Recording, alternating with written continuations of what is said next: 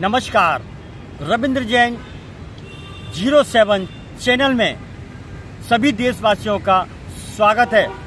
सत्यमेव जयते। भारत माता की जय हो। भारत की मिट्टी का हम सभी के ऊपर बड़ा कर्ज है, हमें एहसान चुकाना चाहिए। इस धरती पर संस्कृति और विरासत को बचाना चाहिए। मैं विनती करता हूं देवेंद्र फडणवीस जी से कि मुंबई में एक मिशन चालू है। मिशन, उसका नाम है मिशन वसूली टारगेट।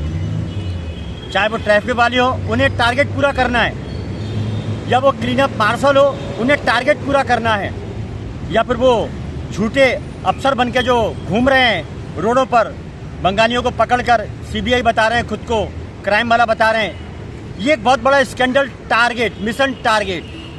मिलावट का टारगेट, दूध में मिलावट, दवाइयों में मिलावट, खाने में मिलावट, टैक्सी वालों के अवैध कारोबार, शेयर टैक्सी के अवैध भीड़ का कारोबार, फेरी वालों का अवैध टारगेट।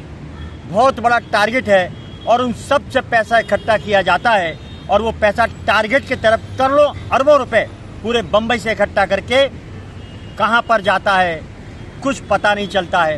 रोज का टारगेट है कितना पैसा इकट्ठा करना है। तिरंगे की सौगंध खाने वाले डिपार्टमेंट के लोग टारगेट में लगे हुए हैं।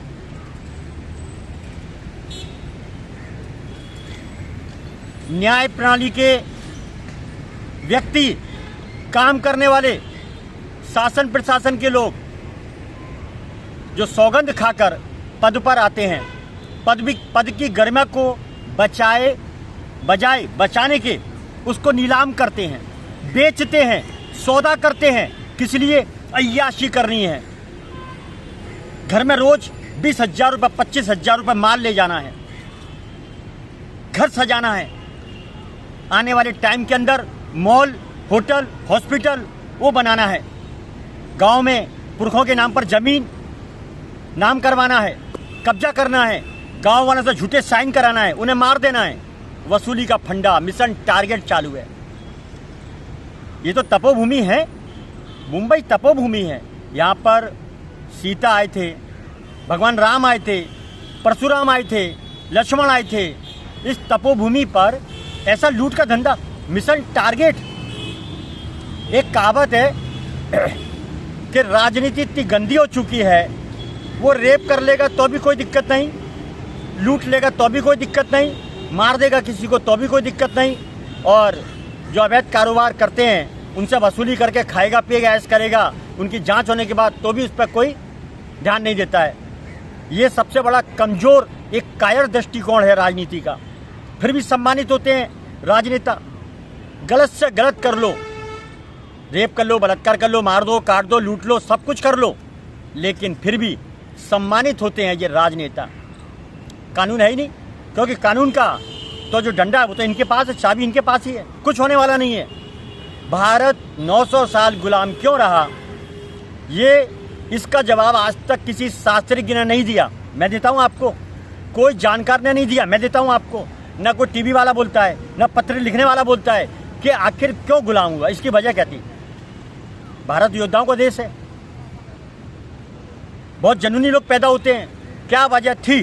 कहते हैं ना कि जब एक पेड़ होता है तो पेड़ में कुछ फल सड़ जाते हैं, टेढ़े मेढ़े हो जाते हैं। तो उसी तरह भारत के अंदर कुछ गद्दार लोगों ने जर जमीन जोरू की गुलामी करके, तलवे चाट के, देश से गद्दारी करके और उनको यहाँ पर बुला लिया और अपने लोगों से गद्दारी करके अपने लोगों को मरवा दिया।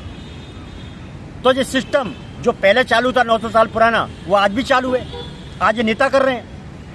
बहुत कम नेता ऐसे हैं जो भारत को बचाने के लिए काम करेंगे, धरती माता की मिट्टी से तिलक करेंगे और अपने देश को बचाएंगे। लेकिन करें तो करें क्या? एक योद्धा कुछ नहीं कर सकता। जब एक आदमी मरता है तो उसमें भी 4 कंधे चाहिए, तो एक आदमी क्या करेगा? लेकिन फिर भी दम है, एक नेता में दम है। उसका नाम है यूपी का सीएम शेर, उत्तर प्रदेश का एक किंग योगी आदित्यनाथ। तबीयत खुश हो जाती है, उनका नाम आता है। वो करते हैं काम इजराइल की स्टाइल में, ठोक देते हैं, तारीख नहीं मिलती है, फैसला कर देते हैं, तारीख नहीं मिलती है। क्या ज़रूरत है तारीख की? क्या ज़रूरत है कोर्ट का समय बर्बाद करने की? क्या ज़रूरत है पैसा बर्बाद करने की? साक्षात सबूत है, ठोक दो, बात खत्म हो गई, गंदगी खत्म। और जगह क्या चलता है? तारीख पे तारीख, तारीख पे तारीख, तारीख पे तारीख, तारीख पे तारीख। लोगों को लूटा जाता है, तारीख दिए जाओ, माल आ ही जाएगा। इतनी गंदी सिस्टम हो चुकी है। उस सिस्टम को ठीक करने के लिए योगी स्टाइल में काम होना चाहिए। ये मेरी विनती है भारत के सभी सीएम से, ये मेरी विनती है। लेकिन विनती सुनता कौन है? अपना छोटा सा चैनल है, कोई ध्यान ही नहीं देता है। इस चैनल पे तो कमेंट्स आते हैं धमकी भरे, ये भी बड़ा दुख का बात है। धमकी भरे कमेंट्स इस चैनल पर दिए जाते हैं। हम देश हित में काम करते हैं, उसके बावजूद यहाँ ऐसे ही चलता है। अगर आप देश हित में काम करेंगे तो आपको गालियाँ, गोलियाँ और सरकार का डंडा भी खाना पड़ेगा। तो उल्टे चलते हैं, यहाँ के लोग उल्टे हैं, उल्टे। बहुत बड़ी बीमारी है। देशभक्ति को माला नहीं पहनाई जाती, उसको ठोका जाता है, मारा जाता है, उलझाया जाता है, फंसाया जाता है, और जो लुटेरे हैं उनका सम्मान किया जाता है। आज देख लीजिए राजनीति में 99% राजनीति के अंदर ज़्यादातर लुटेरे बसे हुए हैं। देशभक्त कोई है ही नहीं। उनके बारे में अगर डेटा खंगाला जाए तो मालूम पड़ेगा ये वसूलीबाज हैं, सब ज़्यादातर वसूलीबाज हैं। कोई लुटेरा है, कोई गुंडा है, कोई बदमाश है, वो नेताओं के चारों ओर घूम रहे हैं। तो ऐसी स्थिति है, क्या करें? योद्धाओं का ये भारत, छत्रपति शिवाजी महाराज का ये भारत, महाराणा प्रताप का ये भारत, पृथ्वीराज चौहान का ये भारत, अहिल्याबाई का ये भारत, महारानी लक्ष्मीबाई का ये भारत, इतना सुंदर भारत। और इस भारत को जब मुगलों से आज़ाद कराया तो भी बहुत कुर्बानियाँ हुई अपने देश के लोगों की। अंग्रेजों से छुड़वाया तो अभी बहुत कुर्बानियाँ हुई अपने देश के लोगों की। लेकिन आज यही काम नेता कर रहे हैं। अभी चाइना से आ गया एक भूत आ गया चाइना से। पहले कोविड आया था, अब ये दूसरी बीमारी आ गई। शर्म नहीं है इन लोगों को कि भारत को बर्बाद कर रहे हैं ये लोग और बददुआ खा रहे हैं। क्या होगा आने वाले टाइम के अंदर वो तो इनकी जनता बताएगी, पीढ़ी बताएगी। इनकी पीढ़ियाँ किस तरह गुजरेगी वो देखना आप। हमने ये भी देखा है कि कई राजा महाराजाओं ने, जो मुगल थे, उन्होंने बहुत अत्याचार किया। उनकी औलादें भीख मांग रही हैं, कटोरा लेकर रिक्शा चला रही हैं। तो यही स्थिति इन राजनेताओं के संग होगी, जो जनता के संग, अपने देश के संग जो खेल खेल रहे हैं। कभी चाइना आ गया, कभी वायरस आ गया, कभी कोरोना आ गया, जो ये खेल खेल रहे हैं। इस पर शासन प्रशासन मिलके और कुछ चैनल वाले मिलके जो बार बार हेडिंग दिखा रहे हैं, लोगों को डरा रहे हैं, लोगों को परेशान कर रहे हैं। लोगों के पास खाने को पैसा नहीं है, जो बचता ही नहीं है। क्यों नहीं बचता है? लोगों को हर जगह उलझा दिया गया है। क्यों उलझा दिया गया है हम आपको बता देते हैं। नेताओं की मनमानी और अय्याशी जनता के दिमाग में नहीं बैठनी चाहिए। जनता आवाज़ ना उठा सके, इसलिए वो कांड करने पर तुले हुए कि जनता को उलझा दो। ये है राजनीति, इसे कहते हैं कायरतापूर्ण राजनीति। दम है तो असल राजनीति करो आप। पकड़ो गुंडों को, माफिया को, ड्रग्स से कारोबार मुक्त करो। दूध में मिलावट, जो पवित्र दूध भगवान पे चढ़ाया जाता है, बच्चों को पिलाया जाता है, वो भी मिलावट। जो दवाइयों से व्यक्ति ठीक होता है वो भी नकली। हर चीज़ नकली और माफियाओं का अड्डा बना हुआ है। भारत की दशा कैसी कर दी है। योद्धाओं का इतिहास देखो और आज के नेताओं की शक्लें देखो। आज के नेताओं का एक इतिहास देखो आप। ये सब गुंडे मवाली ज़्यादातर हमारे भारत के नेता हैं, जो वसूली में फिक्स हैं, मिक्स हैं।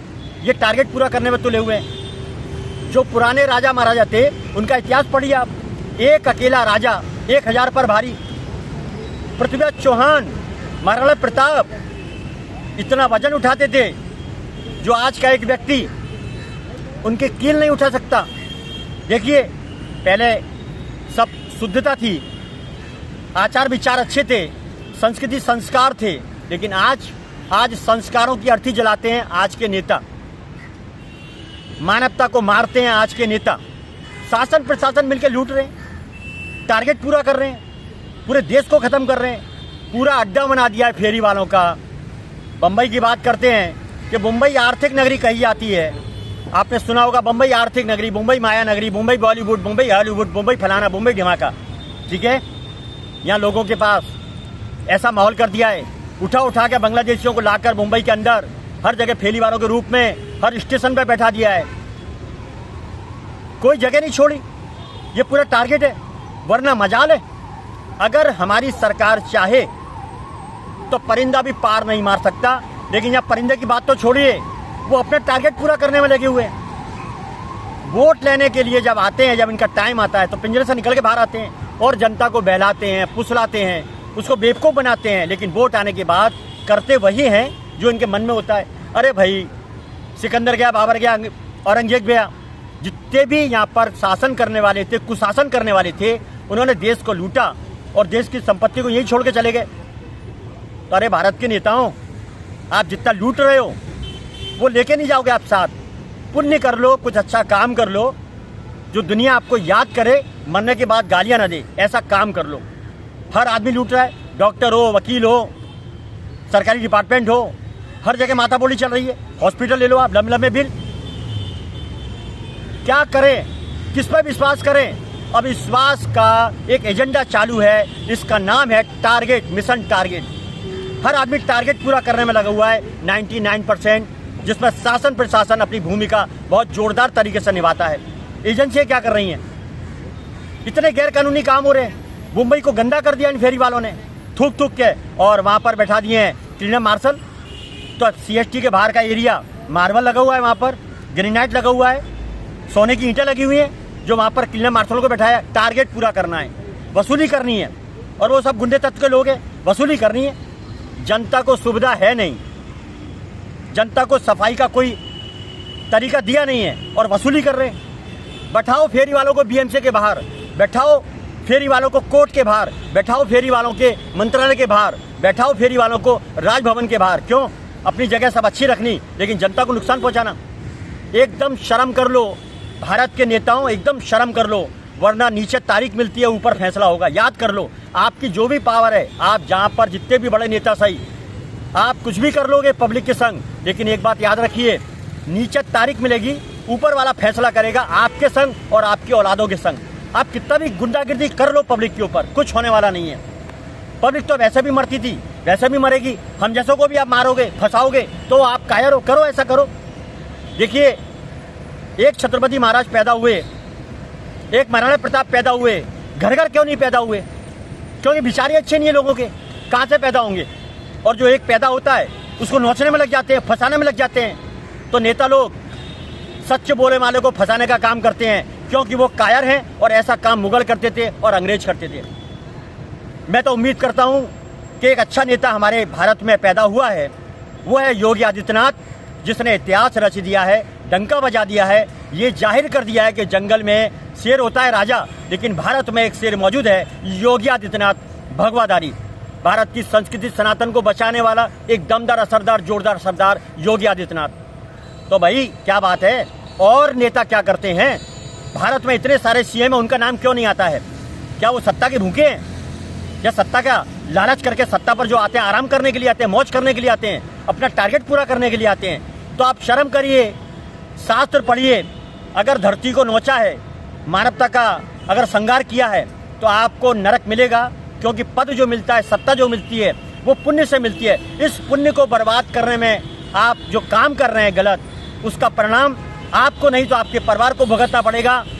वो तो समय बताएगा क्या हाल होगा। शास्त्र पढ़ लीजिए, बहुत अच्छा होगा, क्योंकि भारत बहुत सुंदर देश है, भारत संस्कृति संस्कारों का देश है, भारत संतों का देश है। आज देखिए, महाकुंभ चालू है, यूपी के जो CM है, उन्होंने जो व्यवस्था की है, वो दुनिया में एक ऐतिहासिक व्यवस्था है। और नेता क्या करते हैं? अब तक जितने भी नेता आए वहाँ पर, उन्होंने उत्तर प्रदेश को लूटा, वहाँ गुंडे पैदा किए, उनको बढ़ावा दिया। ये कितना शर्म का विषय है। अरे शर्म कर लो, इस पद का दुरुपयोग मत करो। लेकिन जिस दिन पब्लिक का दिमाग खिसक गया, उस दिन आपकी पीढ़ियाँ भागती डोलेंगी। ये बात समझिए, पब्लिक को मत परेशान करो पब्लिक को मत परेशान करो। मुंबई महाराष्ट्र की जनता ये उम्मीद करती है, मुंबई हाई कोर्ट से विनती करती है। एक तो मुंबई के अंदर शेरे टैक्सियों का जाल फैल चुका है, जो RTO और शासन प्रशासन के लोग अवैध लाइसेंस, झूठे लाइसेंस और झूठे कागजात बना के उनको बाजार में उतार दिया है। इस बम्बई की BST को फेल करने के लिए ये आपको हमने फार्मूला बता दिया। मैं देवेंद्र फडणवीस से विनती करता हूँ कि आप योगी स्टाइल में एक कदम बढ़ाएं, निशान बनेगा, दूसरा कदम बढ़ाएं, इतिहास बनेगा। आपके ऊपर जनता बहुत भरोसा करती है। और मैं बार बार अपने वीडियो के माध्यम से आप तक ये बात पहुंचाता हूं कि सर, सत्ता तो आती रहेगी, जाती रहेगी, हमें तो काम वो करना है जब हमारे 100 दिन पूरे हों तो जनता इतना रोए कि सड़कें गीली हो जाएं और दुआ देती रहें, वहाँ आपको मोक्ष मिले। वो काम हमें करना है।